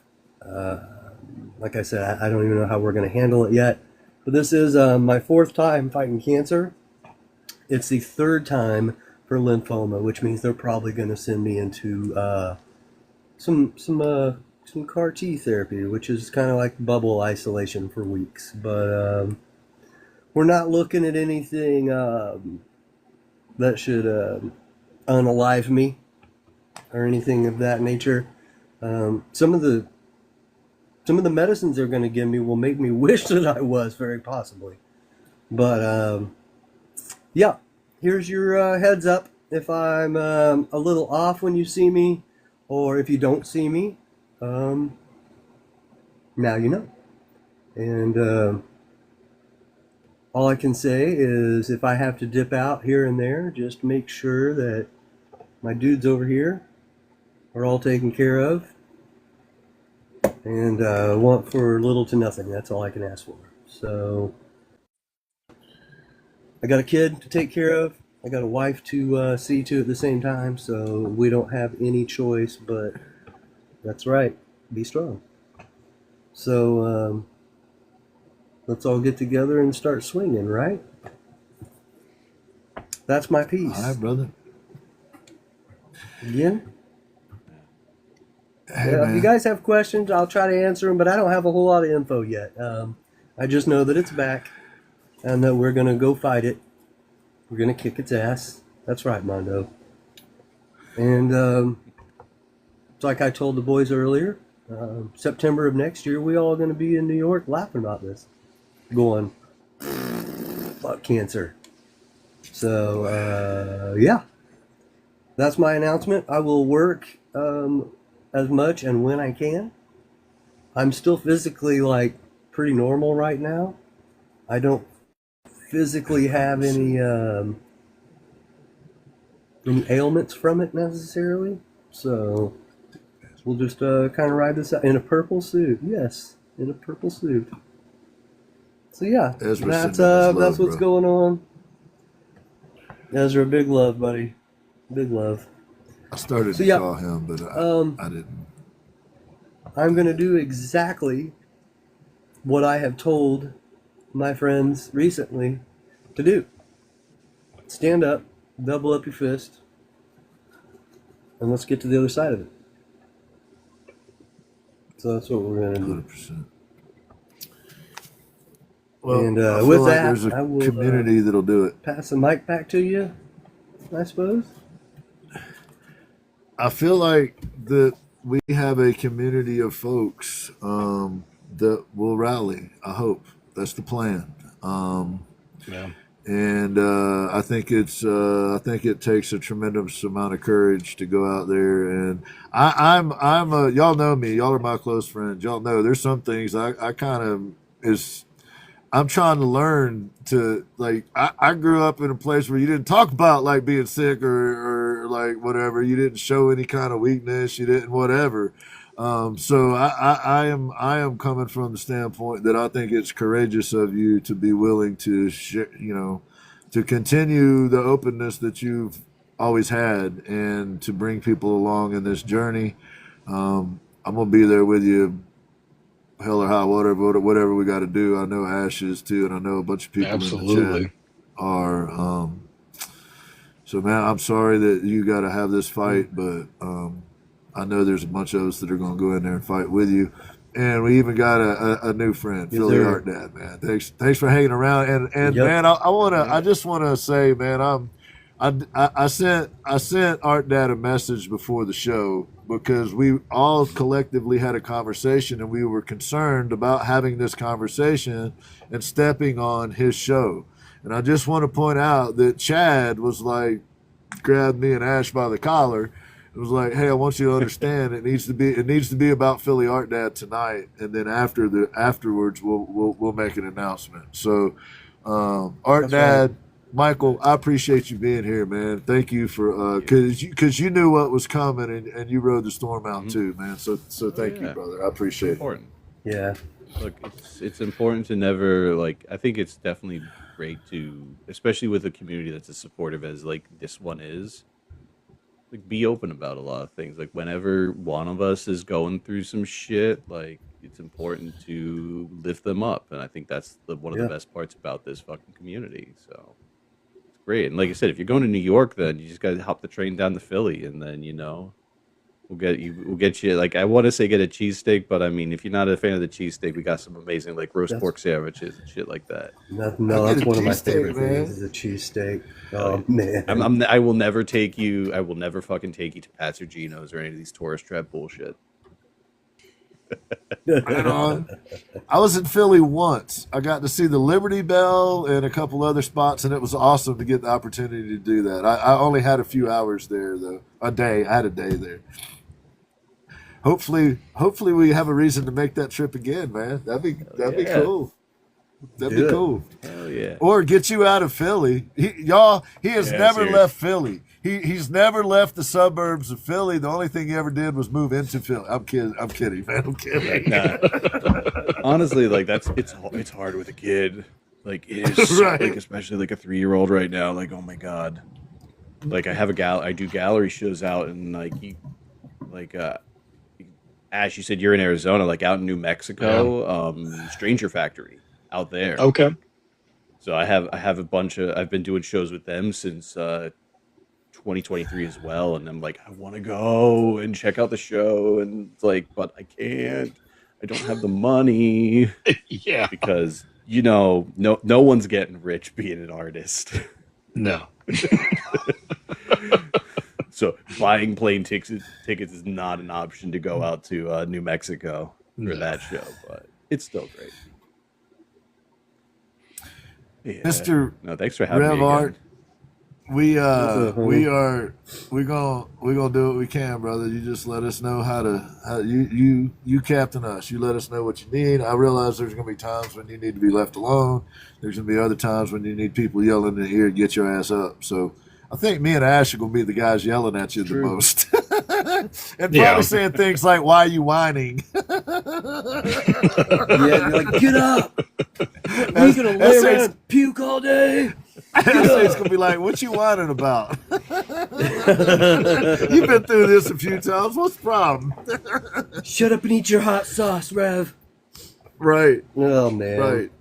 Yep.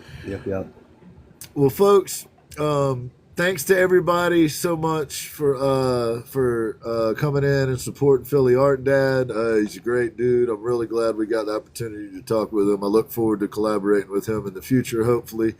If nothing else, I look forward to trying to send people his way. Check out what he's got going on. Thank you, Midwest Girl. See you. Thank you, everybody that came in. Mama T, Midwest, Kira. You know we love you, Kira. Appreciate y'all. Eve was in here. Flutterby was in here. Spurs was in here. I think Severed was in here earlier. Dirty 530 was in here. Paintbrush was in here. Mondo was in here at one point. Kayla Lane was in here at one point. Kayla Southern Lane was one of my in here. regulars too. Same with Burnham Designs. I saw them in there. Kitty Cat. Spurs, yeah. Burnham, Kitty Cat. Can't forget the boss.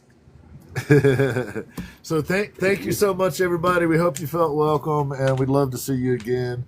Folks that watch us regularly, please consider supporting Philly Art Dad. We believe in him. We believe in what his mission is and what he's got going on over there, and you'll hear me talk about him more. Ashman, do you have any announcements, my friend? No, I'm actually pretty good. I just turn on your notifications for me, turn your notifications on for Ginn, and turn your notifications on for Chad, turn your notifications on for Philly Art Dad, and catch us when you can. Catch us when you can. We might be Pokemon moving a little quicker than normal. Yes. And we do have a couple groups of people. One, Chad's group that I started. What I'm going to do is I'm going to add Chad to that group because we were talking about him with concerns. We now know what the deal is, so I'll add Chad to that group, and he can drop whatever information to y'all he chooses to drop. Look forward to. Are we going to do Thursday night, fellas? Or are we going to try to do Low Orbit Lounge? All right. To my knowledge. Well, most likely Thursday night, 9:00 Eastern time, over on the favorite app. We'll be doing the Low Orbit Lounge like we do every week. Come over and check it out. Usually that's where we kind of hang out and maybe are a little less professional, you might say. Usually a good time. Yeah, right, exactly. Yes, please don't forget the slathering.com. You can get personally signed jars of Chad Rev Art Cornhusker lotion. Secondhand. Like back in the day where they Kira used to scrape off the sweat from the gladiators and sell it. Well, we're doing that with Chad's Cornhusker lotion. So, please, so please consider going to theslathering.com and getting some of Chad's personally signed Cornhusker lotion. Secondhand Cornhuskers lotion. Yes, secondhand. What did I get myself into? Right. Hang on to your seat. So we are going to do what we normally do, guys. We're going to play ourselves out. Chad may disappear, may be here. Same thing with our buddy Philly Art Dad and Ashman. I'm going to pull some art off the wall and show you guys what's what with that. Thank you, everybody, for coming in. Thank you from me personally for being such an amazing community. We're going to need you. True story. Play him out, Butter.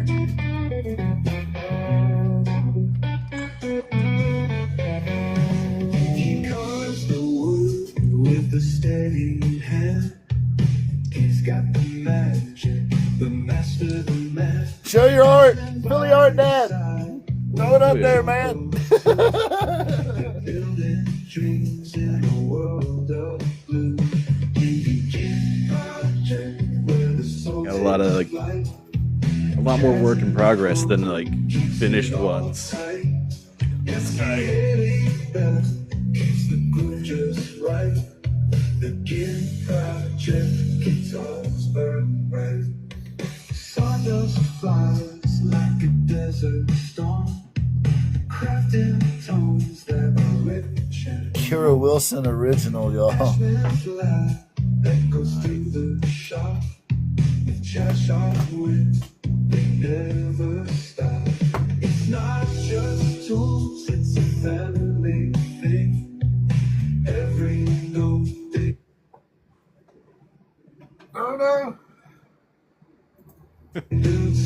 Yeah, I got a Kira Wilson original too. Oh, look, you got a Chad Rev original. Kira, look at that. Look, I got a Kira Wilson original. Philly art, Dad, y'all.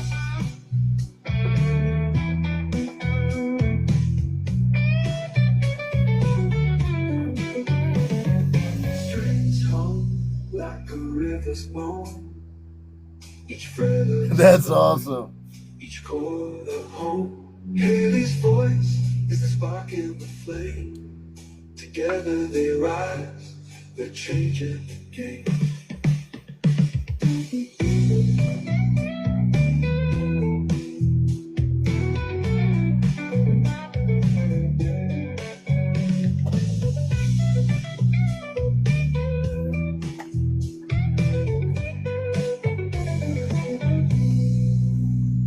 Strings hum like a river's moan. Each fresh story, each chord of home.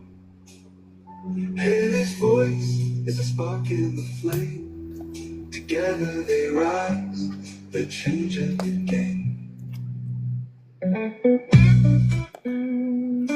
Chad, we love you, brother.